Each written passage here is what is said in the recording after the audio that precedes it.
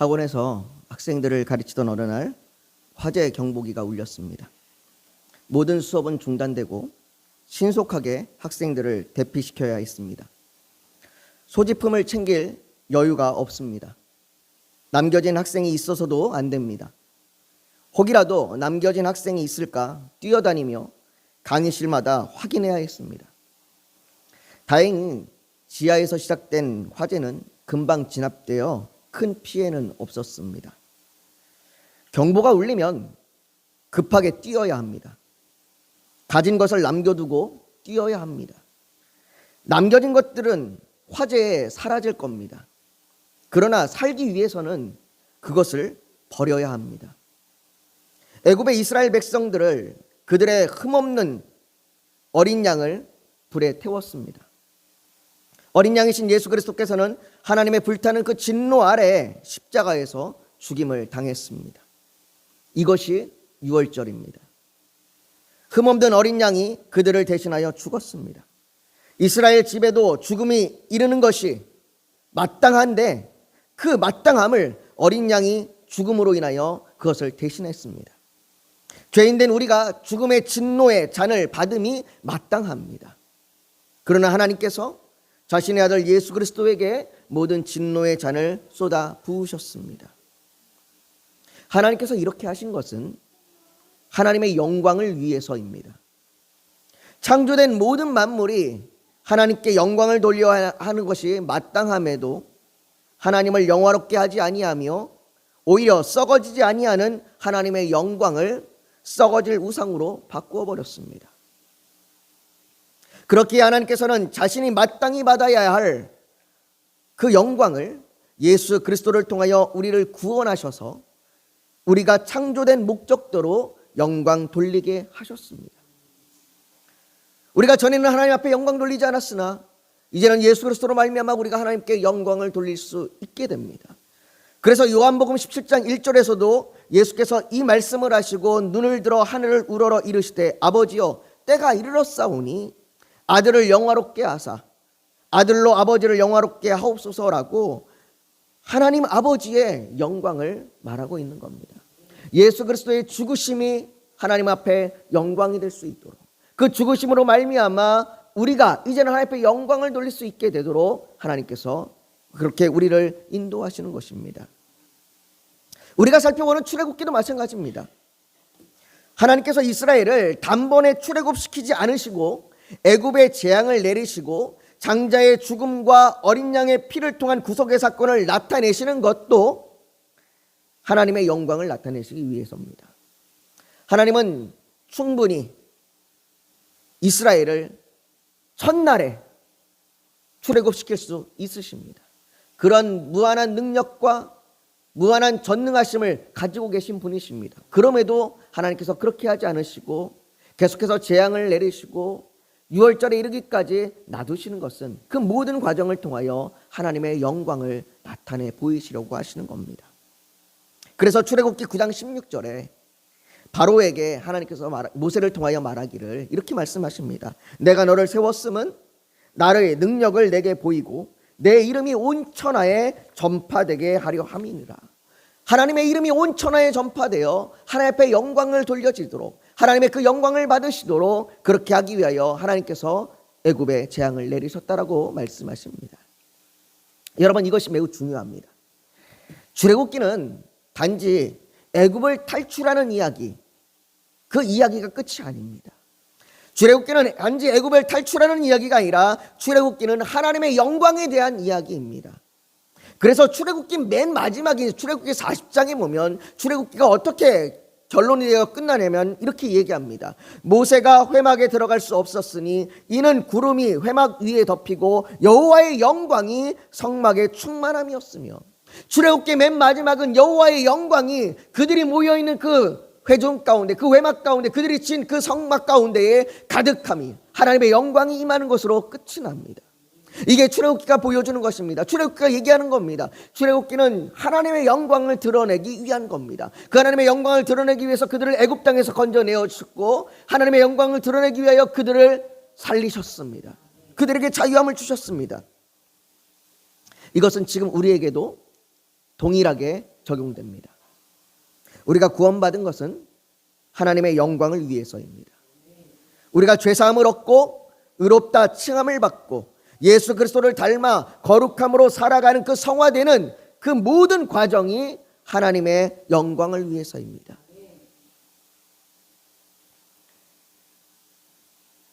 그저 단지 내 죄사함을 얻어서 그냥 내가 자유함대로 그냥 내가 이제는 죄의 구속함이 없이 그냥 살아가는 그것이 아니고, 그것이 목적이 아니라 하나님의 영광을 나타내는 것이 목적입니다.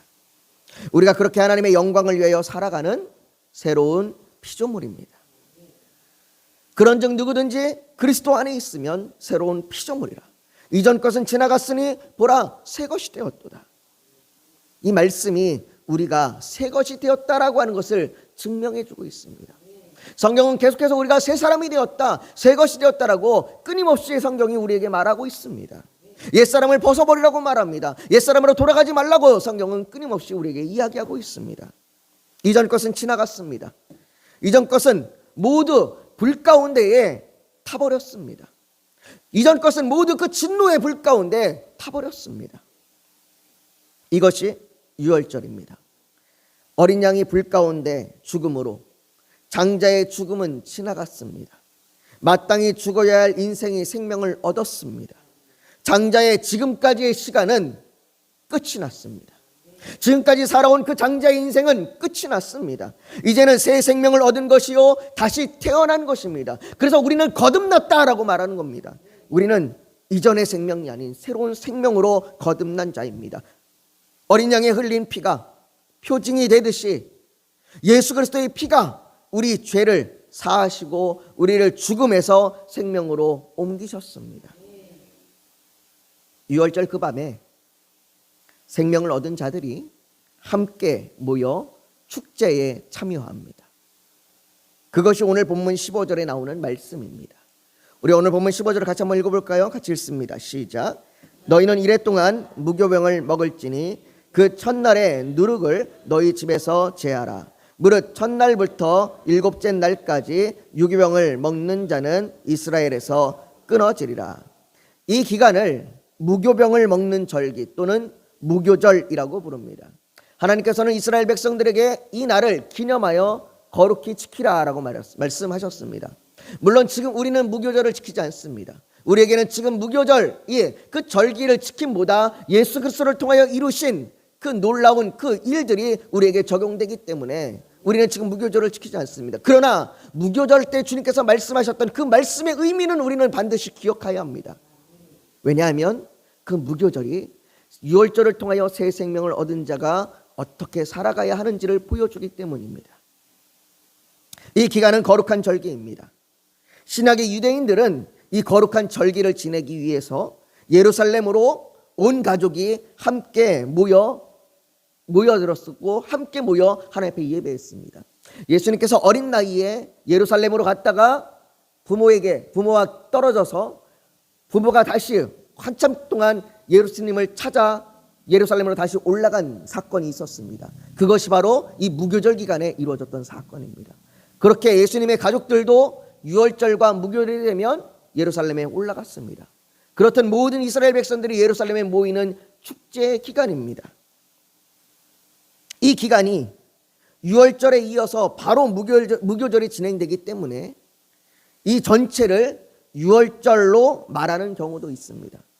그래서 성경의 어떤 부분들은 유월절이라고 말하지만 그 유월절이라고 말하는 그 부분 안에 이미 무교절이 포함되어 설명하는 부분들도 있습니다.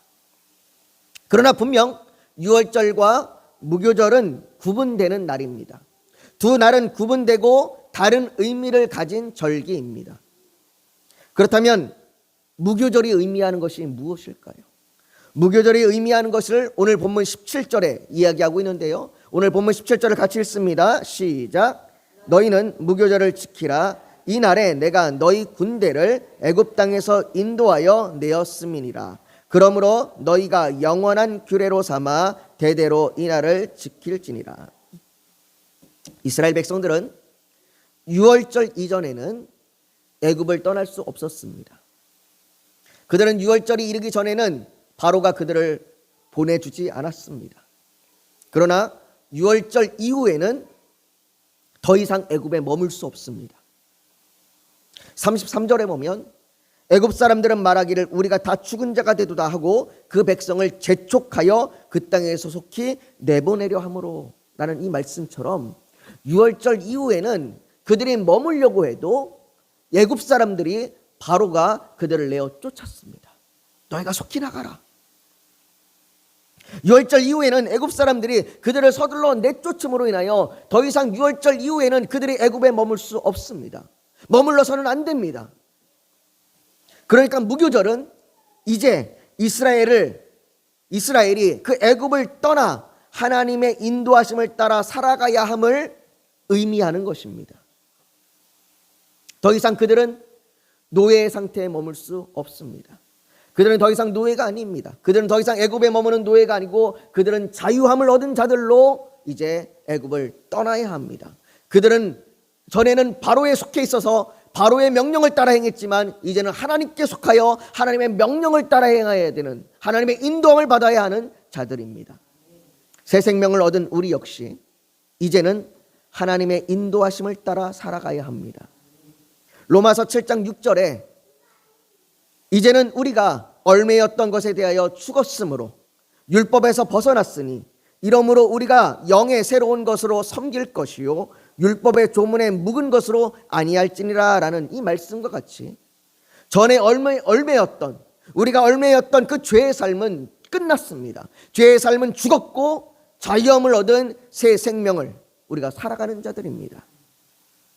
이제 우리는 하나님께서 이스라엘 백성들을 애굽에서 나와 광야의 길로 인도하심과 같이 하나님의 인도하심을 따라 살아야 합니다.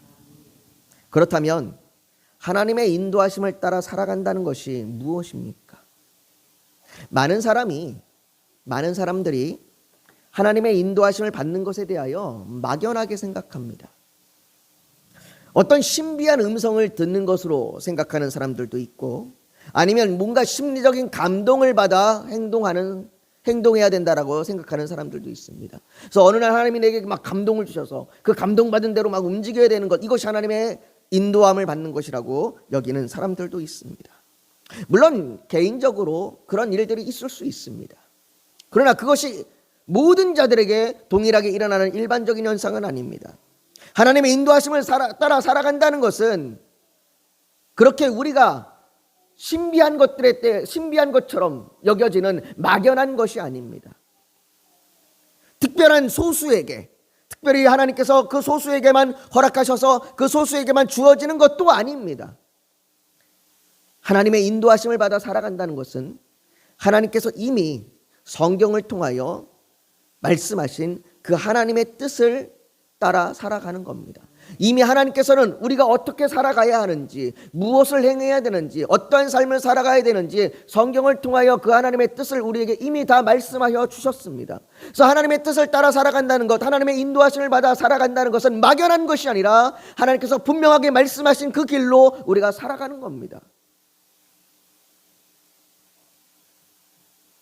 오늘 본문에서도 그것을 말해줍니다. 유월절을 지낸 이스라엘은 14일 저녁부터 21일 저녁까지 무교절을 지냈습니다. 특별히 이 7일의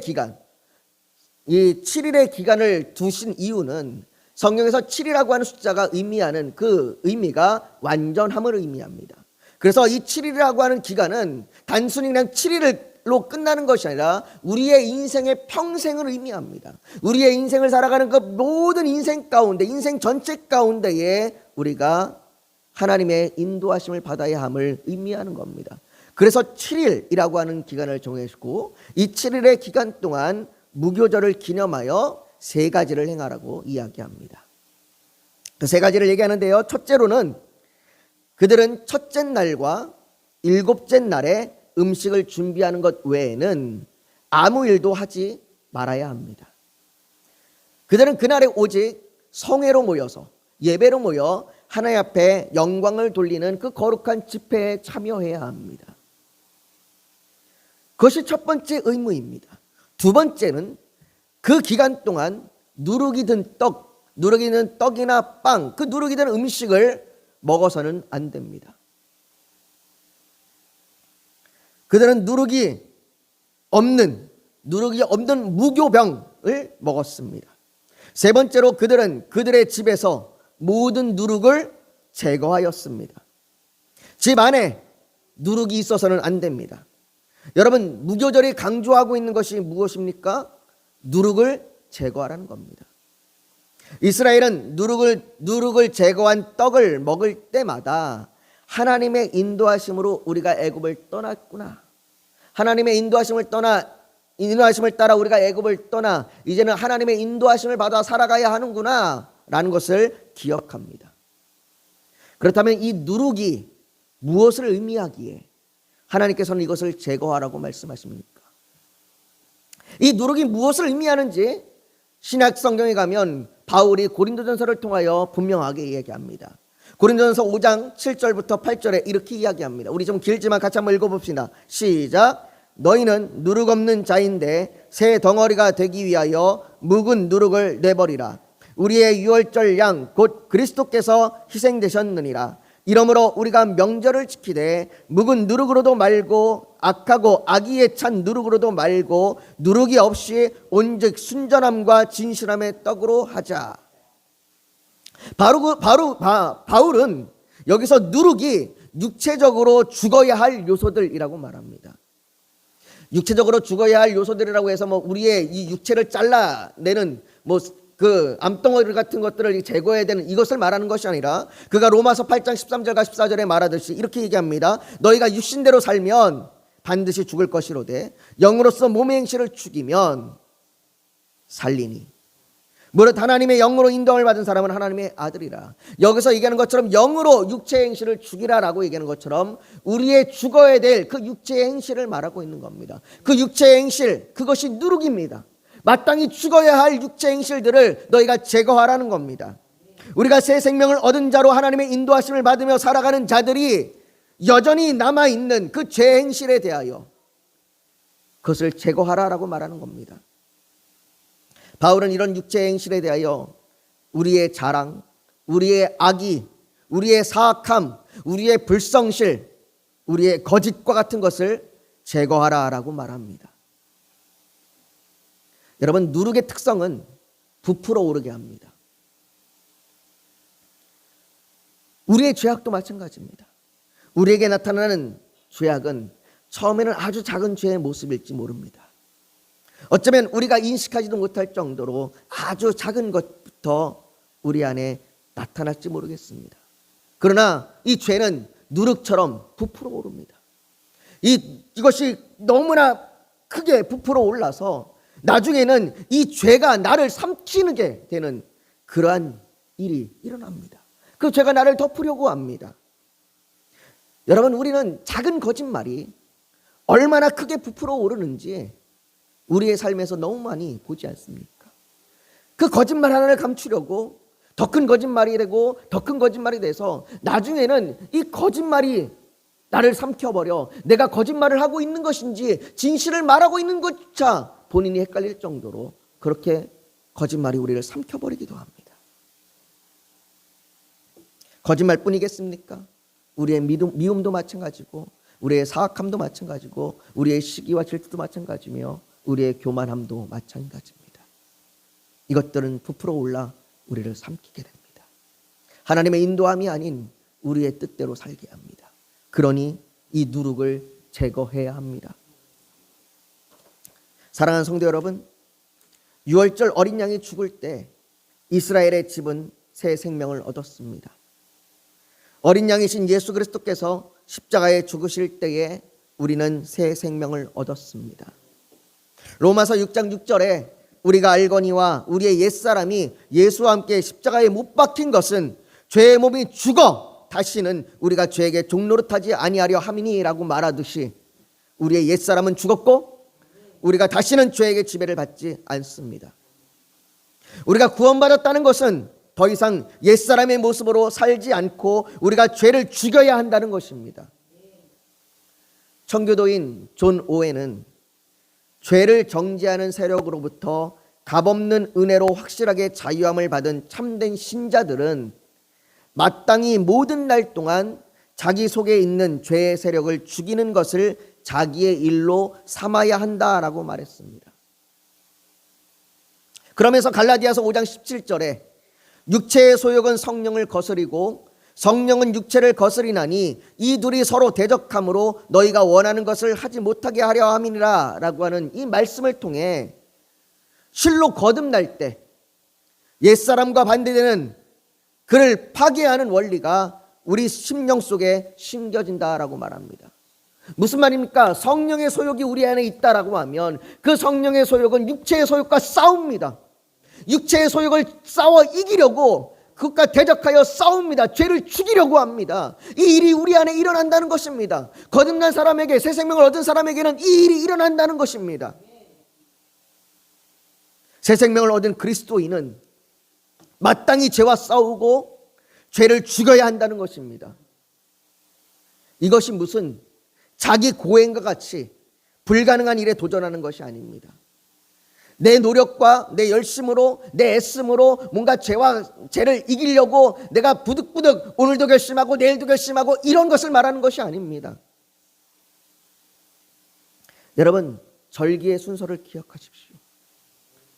절기의 순서가 6월절 다음 무교절입니다. 무슨 말입니까? 6월절 어린 양의 죽음이 먼저입니다. 그리고 누룩을 제거하는 것입니다. 다시 말해 우리가 죄와 싸우고 죄를 죽여야 구원을 받은 것이 아니라 주님께서 우리의 죄를 먼저 없애시고 우리의 죄를 싸워서 이기셔서 완전한 승리를 이루셔서 우리가 죄를 없애시고 우리를 구원하셨습니다. 주님께서는 우리가 죄가 없어야 우리를 구원하시는 분이 아닙니다. 그것은 복음이 아닙니다. 세상의 다른 종교들이 말하는 것이 무엇입니까? 너의 열심으로 죄를 없애라는 겁니다. 너의 노력으로 죄를 없애라는 겁니다. 그러나 기독교는 그렇게 말하지 않습니다. 로마서 5장 8절은 말합니다. 우리가 아직 죄인 되었을 때에 그리스도께서 우리를 위하여 죽으심으로 하나님께서 우리에 대한 자기 사랑을 확증하셨느니라. 우리가 아직 죄인 되었을 때에, 우리에게 아직 죄로 살아갈 때에, 우리가 아직 죄로 가득할 때에 하나님께서 우리를 구원하셨습니다. 그 구원하신 하나님께서 우리에게 주신 그 새 생명으로 말미암아 우리가 죄를 죽이는 겁니다. 새 생명을 얻지 못한 자는, 새 생명을 받지 못한 자는 죄를 죽일 수 없습니다. 죄를 죽일 수 있는 사람은 오직 새 생명을 얻은 자만이 가능합니다. 우리가 성령을 의지할 때에 우리 안에 부어주신 그 성령의 놀라운 은혜, 그 성령의 인도하심, 그 성령을 의지할 때에 성령의 소욕은 육체의 소욕을 몰아냅니다. 그러니 매일 성령님을 의지하십시오. 그리고 그 성령님을 의지하여 사랑과 희락과 화평과 오래 참음과 자비와 양성과 충성과 온유와 절제를 행하십시오. 사랑하는 성도 여러분, 죄는 적극적이고 집요합니다. 죄는 물러서지 않습니다.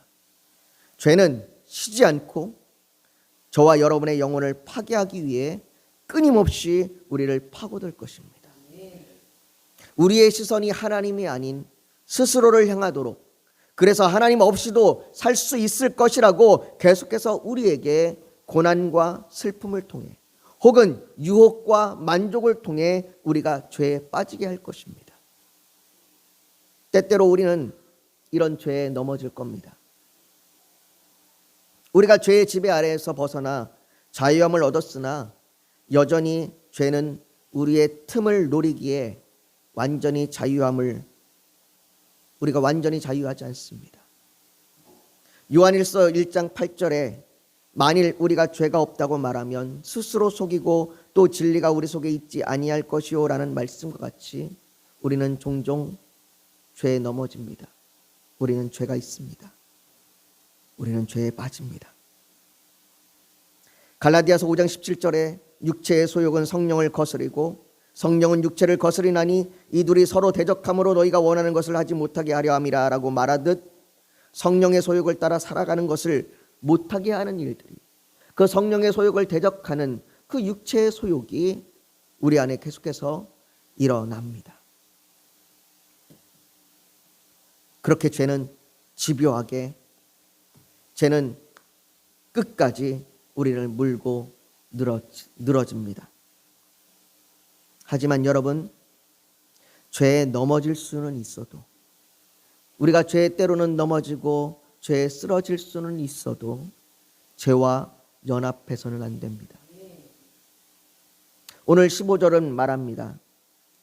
너희는 이레 동안 무교병을 먹을지니 그 첫날의 누룩을 너희 집에서 제하라. 무릇 첫날부터 일곱째 날까지 유교병을 먹는 자는 이스라엘에서 끊어지리라. 19절에도 말합니다.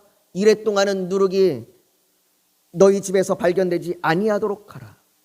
무릇 유교물을 먹는 자는 타국인이든지 본국에서 난 자든지 막론하고 이스라엘 회중에서 끊어지리니. 이 말씀들과 같이 누룩이 집 안에 있어서는 안 됩니다. 그것이 집 안에 계속해서 머물러 있어서는 안 됩니다. 우리의 마음 가운데 죄가 계속해서 머물러 있어서는 안 됩니다. 우리의 마음을 죄에게 내어주지 마십시오. 우리의 마음을 죄에게 연합시키지 마십시오.